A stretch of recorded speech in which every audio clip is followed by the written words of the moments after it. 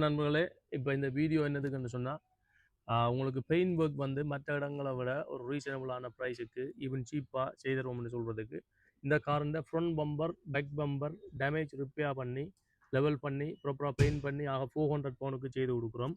இந்த இதில் பார்த்தீங்கன்னா இந்த பம்பர் வந்து ஆல்ரெடி ஃபுல்லாக வெளியால் வந்துட்டுது.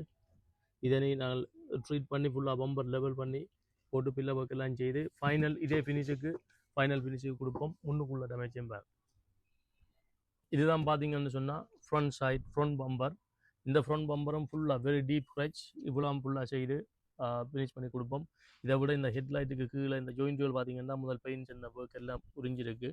அப்போ இதெல்லாம் கவர் பண்ணி ஃப்ரண்ட் பம்பர் பேக் பம்பர் ரெண்டும் 400 பவுன் செய்கிறோம்.